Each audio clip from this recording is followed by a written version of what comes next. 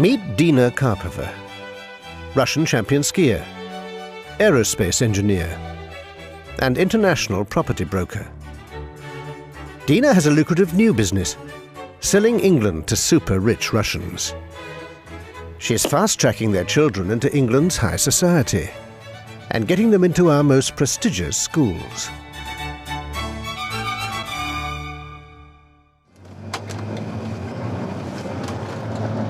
Dina has just flown in from Moscow. She has a very wealthy Russian client who wants his children to get into a British public school. Our clients do want to go to top schools. They do want their kids to be with best British families and to be friends with them. There is not one company in Russia who works with top schools or preparing children to go into top schools. The only choice is me, actually. Dina has teamed up with educational consultant Charles Bonus. Dina, hi. Hi. How are you doing? How are you? Good to see you. Yeah, you too. Russian, English. We have an Arabic. Okay, English.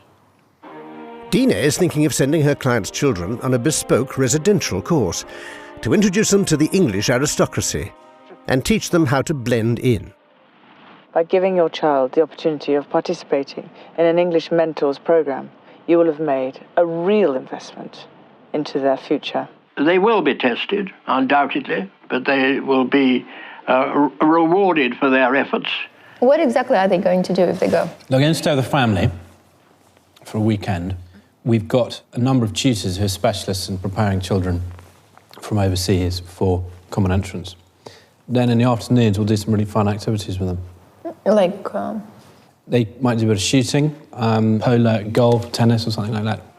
Dina knows there are school agents in the Middle East and Asia doing everything they can to get children into top schools in the UK. Competition is fierce. You know, there is no question about it. Now, a lot of British schools cap the percentage of the foreign students. You compete with Asian kids who are, breed as racehorses to get into the system. I think a critical aim is just to experience life with an English family, really. Just seeing how people live in England. Didn't run out of money to fix this wall? Dina, it's the rustic look. It's a country farmhouse. That's why you're in England, we're not in Russia. It's understated and authentically quaint.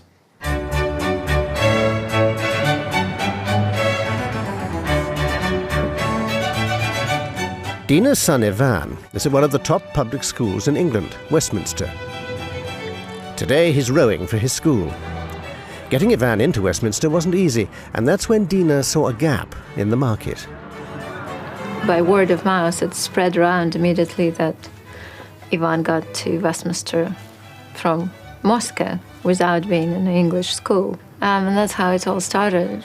It's quite a trend now in Russia to send their children to England. A lot of people who can afford are doing that. It's like already becoming your child isn't going there. Unfortunately, by the time Dina gets to the competition, she's missed Ivan's race. How did you guys do? Is that the finish line? No, it's back there. Over there? Yeah. So we completely missed it. Yeah. As a child champion skier, Dina knows what it's like to be passionate about a sport. But like her clients, she's paying a lot of money for Ivan to be at school here. And academic achievement comes first. My parents always said, earn your bread, but using your head.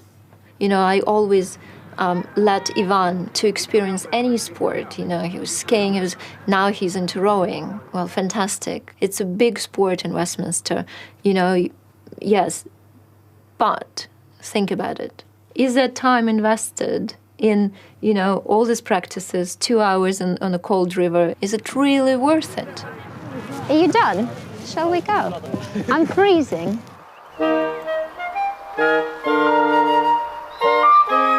Minturn House in Dorset, the family seat of the 12th Lord Digby. Dina has brought her client's 11-year-old son Natan and stepson Vasily for an intensive and expensive course in making the right impression. The course is run by ex-army officer Nigel Haddon Payton. We've arranged them to be introduced to the game of polo. It's a very, very popular game over here. I started when I was actually younger than them. But mind you, I had a mother who used to train the Rhodesian or the Zimbabwean polo team. And she had 4 sons, so she had her instant polo team. So I started almost before I could walk. Поэтому сейчас надо научиться действительно понять, что такое поло. Хотите вы этим заниматься или нет? Да? Это очень важно. Да, я хочу. Мне Вот, понравилось. понимаешь, это интересная очень игра. Игра королей. И если вы играете в поло, это совершенно другая, как тебе сказать, общество другое. Vasily? Yes. Okay, Nathan Vasily. Welcome to Vaux Park. I've ridden horse before, sir. Have you? Yes. How much? Well, like 3 times in my life, sir. Okay. And Nathan? One time, 10 minutes. Okay. So not a lot of experience on a horse. Yeah. The polo player needs a decent, strong, knee-length boot and a good, sturdy hat. Knee pads are very important. It is the fastest ball sport in the world, and it is a full contact sport. And without a decent pair of knee pads, your knees would be in shreds. Unfortunately, every now and again, you know, a player does hurt himself. Okay? So ready? Dina has brought Ivan along to show off his polo-playing skills. At only 14, Ivan is already a product of his cosmopolitan upbringing. I always consciously mixing culture for him. So he was in Russia his first years, and he was living in the United States. And I thought, well, British culture is quite different, and it's fantastic for him to have it. Our clients want to match the culture. They don't want to be viewed as new Russians or Novorish. Exposure to the best representatives of this culture and to the kids of that families is invaluable. This is Parsnip. This is... You have to say hello, Parsnip. You have to bond with your horse. Good horse. Okay? Okay, let's So if you just How hang you on- stop? How you stop? We'll go through that in just 2 seconds. Okay, perfect. Turn your horses round, but face the other way. Sir, he's out of control. Yeah, no, but you're in control. Okay, so turn Pippa around. Come on. You say, come on, Parsnip, this way. They're hitting the ball well. I'm very impressed. The hardest thing is actually wielding the mallet. And these are Argentinian? Yeah, I got another one. Did you? It's a really nice cane. Ivan's upbringing is very different to that of Dina's. When I was growing up, we were not allowed to even talk to a foreigner. You know, that was serious consequences. But I grew up in a closed city located in the Urals. Dina's parents were physicists working for the government, developing top-secret nuclear weapons.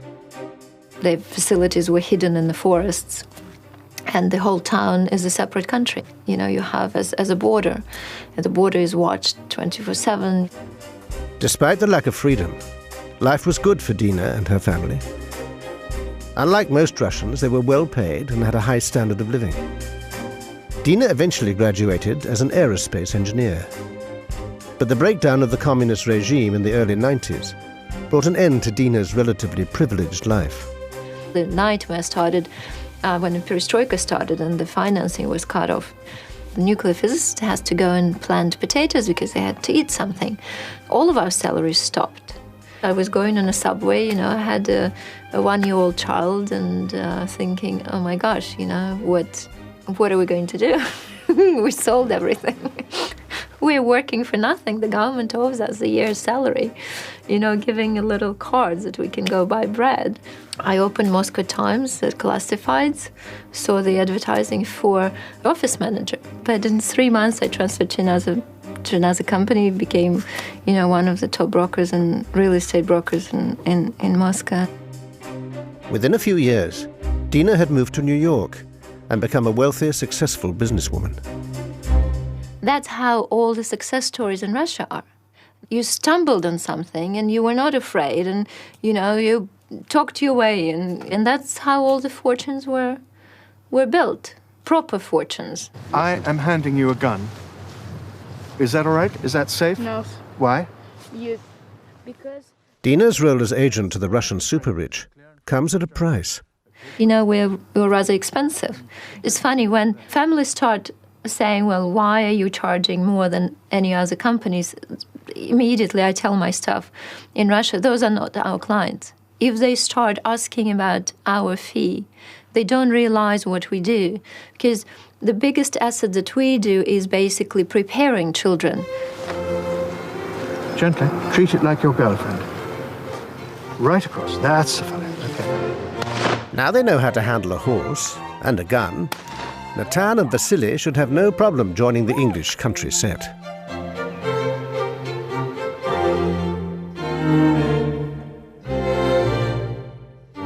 We've just messed up the bedroom a bit, thrown towels on the floor, messed up the bed, and I'm just going to run through them, how it should look when they're staying at someone's house rather than in a hotel, which I think is what they're probably more used to.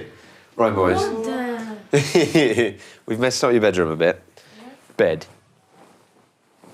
Vasily, what do? Our clients come from all over the world. It's a very big cross-section. Some of these children, they're given far too much when they're very young. And that, of course, starts them off on quite the wrong foot because they believe they can flick their fingers and things happen. And one of the things we point out to them is that one day, you know, you may not have this wealth for a lot of reasons. The oil may run out, the gas may run out, and it's a fact of life. And after you've had a bath, what's always good is just to rinse it down. The course has come to an end.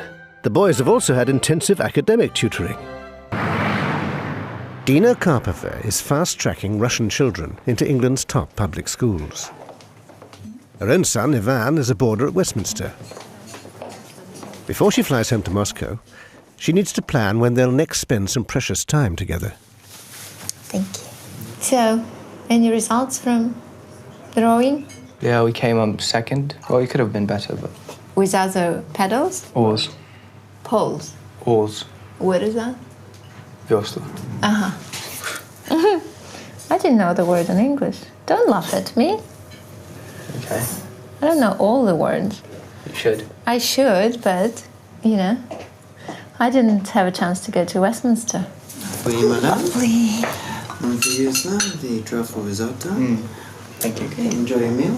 Thank you. So we need to do this logistics for Easter.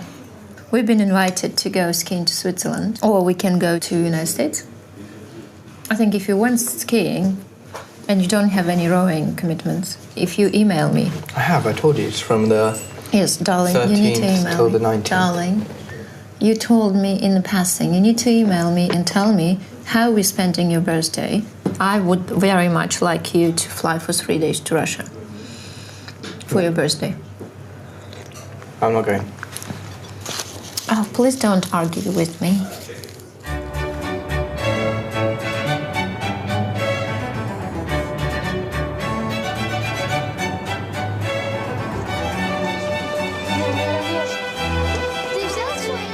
Dina is meeting Natan and Vasily, and their father Boris, a famous Russian businessman. Boris has flown in for a whirlwind tour of schools, and today they're visiting Stowe in Buckinghamshire. Traditionally, the great schools have educated a lot of the ruling families. So that culture is there, and the new Russians are doing their very best to replicate the lifestyles of the Tsarist elite. And part of that is being educated in the West.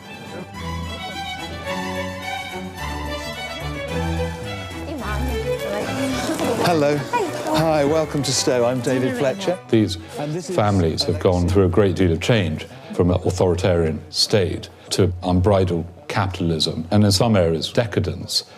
So sending a child to a British boarding school is going to give them a sense that there are some things, some values that transcend materialism. The oligarchs see that this provides them with an international, cosmopolitan outlook, which just doesn't exist in Russia. So how have you found coming to England so far? Interesting? Yeah, really interesting. Are you into sports or? Yeah, I really love football. Okay. Do you support a football team? Yeah, Manchester United. I support a Russian football team. Yeah. Chelsea. And so what we're going to do is, in a little while, Alexei is going to take you to have a look around the school. He came to us from Russia in the 6th form, so we thought it would be useful to talk to somebody who's perhaps doing a similar sort of journey to you. Right, OK. Alexei, yeah, over to you. Stowe was established in the 1920s and has some high-profile former pupils. Probably you know Richard Branson. I think he's a billionaire, actually, and, well, he's a very famous person. If you've got any questions, just ask me, okay? Just interrupt me whenever you want. I have a question. How much do the lessons long in here? It's around 40 minutes. On Tuesdays and Thursdays, we've got chapel, yes, when we have to come here, and we sing like different hymns, just try to practice, to improve ourselves.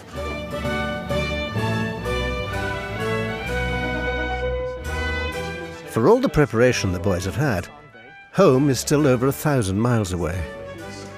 It just never ceases to amaze me how brave they are, coming to a new country, often speaking only a few words of the language, and then having to adapt to a very different education system, being away from home, learning the language. So it's tough. What's your name? Vasily. Nice to meet you, Nathan. Nathan? Yeah, this is where matron lives. Matron's role is very much to look after your health, for minor things. Yeah. You're unhappy or you want to talk about anything. Look what I've just found. The little horrors have just gone and stuck something on there. I think we'll remove that. All of these rooms here face south, so you get that fantastic view of the golf course. All closed. Each student has a laptop in here. Yeah, every student. If they want to, or they have to. You really have to have one, but of course you're not allowed to play games.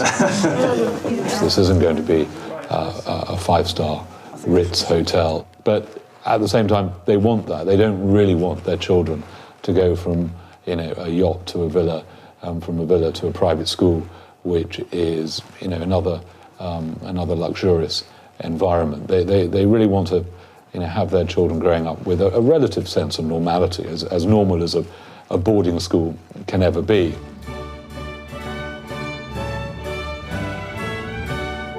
This is Vasily. Hi, Vasily.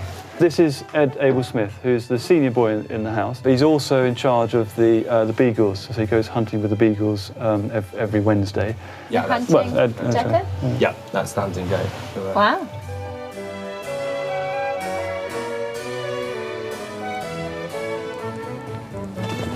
Yeah, this is the south front. It's quite impressive. That's where Duke of Edinburgh held his balls. It will cost Boris at least £60,000 a year for the boys to attend a boarding school such as Stowe. Britain is the most extraordinary country in a way that we can integrate people from so many different ethnic backgrounds, and I think public schools do that very, very well. I mean, yes, they are very elitist, but there's nothing you can do to stop that. I think they're becoming more elitist in a positive sense, in a way that they are becoming centres for excellence. So brilliant scholars and children can apply to and be given scholarships now. In the sense of, Britishness, eating cucumber sandwiches and being terribly polite, and all, I think it's a bit of a myth. And this is Vasily and... The boys are meeting the headmaster, and it's crucial they make a good impression. Hello. And where is home in Russia? Which city is it? St. Petersburg, sir. Oh, St. Petersburg, right. So you're quite interested in politics and current affairs. And what about Russian history? No, I studied Russian history by myself. Really? Yeah. And which period most interests you? The Second World War with Russia. I know loads of stuff. I know, majorly, that, like the tanks and planes of World War I and World War II. Yeah. These oligarchs are quite dynastic, and the next generation, some of these children will be controlling tens of thousands of people who work for them. So an English education that emphasises some of the positive aspects of English culture, particularly our liberal attitudes, inventiveness, a sense of enterprise, I don't think that can be a bad thing. I think that Britain is going to play a huge part in the Russian future. And I think it's a fantastic thing, because these kids will merge the cultures. They're not going to fight. There wouldn't be fight as there are fights now and people couldn't connect. They'll just call their buddy that is in the cabinet. Say, hey, Tony, what the heck are you doing? Stop it. And you're working towards the common entrance exam? They just entered the Yeah, system in September, so yeah. even watching their progress from September till now is they're doing really great. Good. And I think we can expect greater things from them. What's next? Goodbye. Right. It was really nice to meet you. Okay. Thank you. Well, thank you very much for taking an interest in the school, Nathan. Okay, goodbye. Okay, that's very nice. Thank you very much. Bye-bye.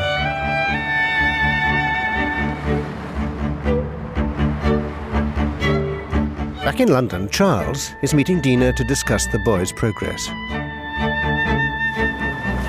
Dina. Hey, good to see you. How are you? So how did you get on at Stowe on Friday? It was fine. Obviously it was first interview ever, but the boys tried their best. They loved the school. Did they? Yeah, Boris liked the fact that it's located in a tiny little town, how beautiful it is.